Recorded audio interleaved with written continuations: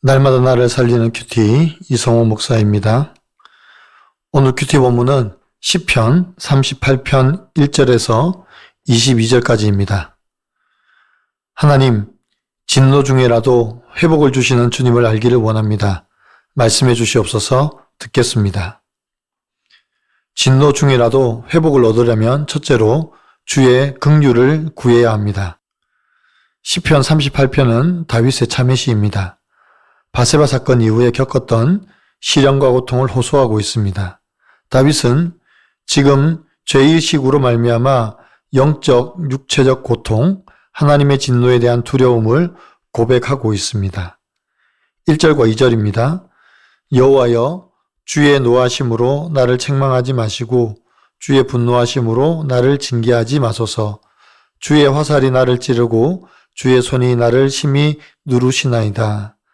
다윗은 하나님의 진노가 자신에게 임했음을 인정하면서도 그 징계가 너무 혹독하다고 호소하고 있습니다.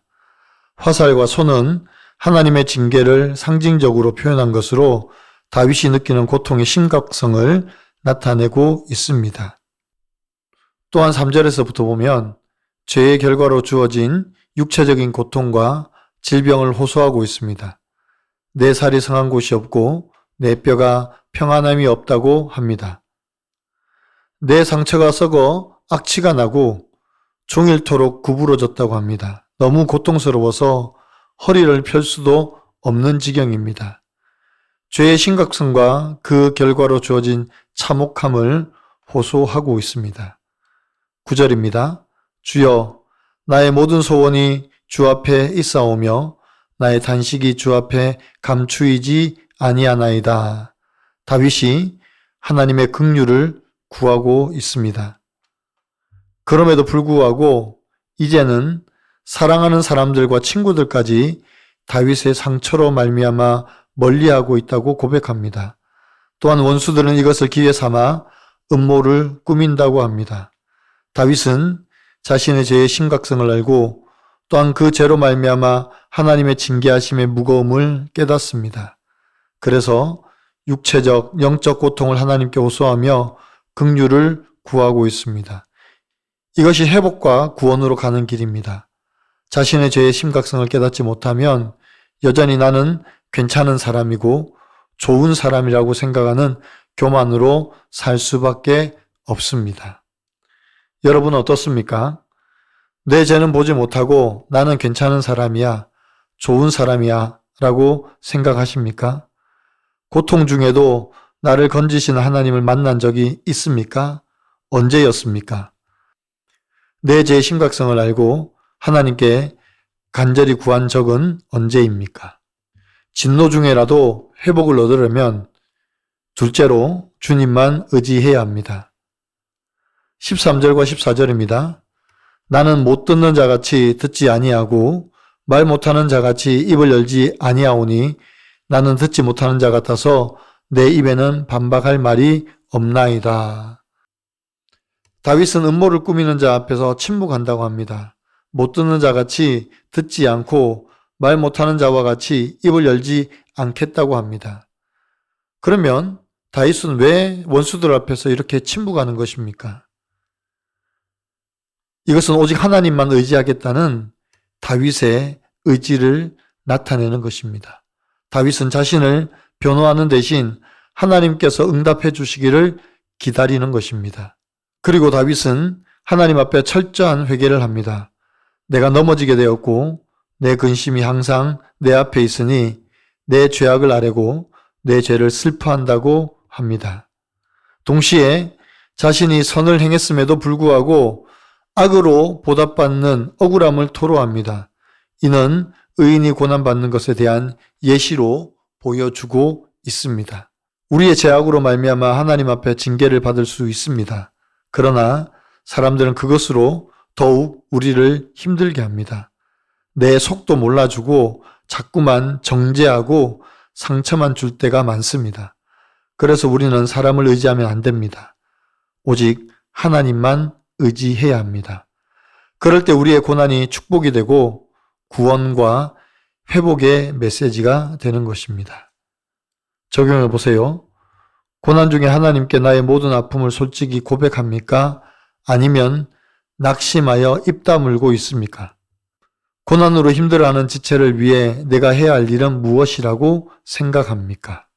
외환 위기로 사업이 망하고 빚독촉으로 위장 이혼을 했으나 공동체의 권면으로 남편의 빚도 내 빚으로 인정되니 다시 혼인신고를 하고 온 가족을 믿음의 공동체로 회복해 하신 하나님께 감사드린다는 한 성도님의 큐티인 묵상 간증입니다.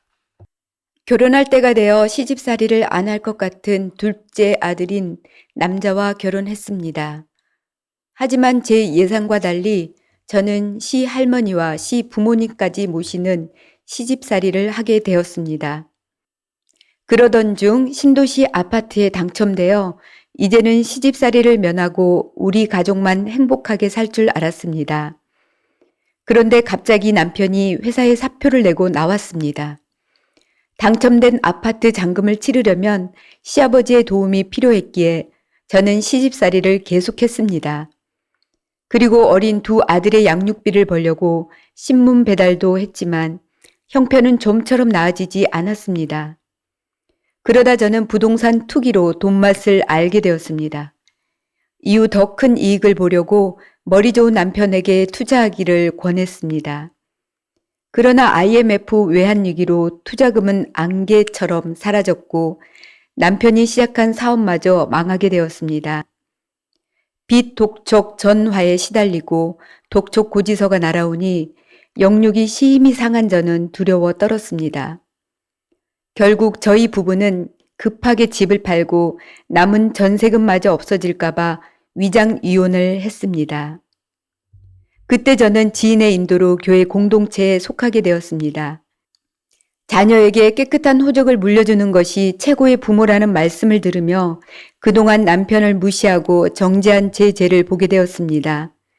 특히 사업 실패 후 남편을 지방으로 떠나도록 밀어낸 저의 악을 깨닫고 회개했습니다. 이후 저는 남편에게 당신 빚도 내 빚이니 같이 갚아 나가요 라며 용서를 구하고 공동체의 권면에 따라 혼인신고를 했습니다. 그러자 하나님의 은혜로 온 가족이 한 공동체에 속해 말씀대로 원칙을 지키며 살게 되었습니다. 오늘 말씀을 계속 묵상하다 보니 남편과 교제할 때 서슴없이 낙태하고 가정의 질서에 순종하지 않은 죄가 생각났습니다. 그럼에도 이런 저를 용서하시고 가정을 회복시켜 주신 하나님께 감사의 찬송을 올려드립니다. 저의 적용은 저의 구원을 위해 수고한 남편에게 감사하며 어떤 말에도 토달지 않겠습니다. 이혼한 동생에게 큐티인을 전하고 기도하겠습니다. 입니다. 21절과 22절입니다. 여호와여 나를 버리지 마소서. 나의 하나님이여 나를 멀리하지 마소서. 속히 나를 도와주소서. 주 나의 구원이시여. 시편 38편은 다윗의 간절한 기도로 마무리가 됩니다. 다윗은 세 가지로 간절히 호소합니다. 버리지 마소서, 멀리하지 마소서, 속히 도우소서. 다윗은 절망적인 상황 가운데 하나님만이 소망이라는 것을 믿고 간절히 기도하고 있습니다. 사랑하는 성도 여러분, 우리는 100% 죄인입니다. 늘 죄 가운데 살아가고 있습니다. 그래서 하나님의 진노의 손아래에 거할 때도 있습니다. 하지만 그것은 다시 하나님께로 돌아오라는 신호입니다.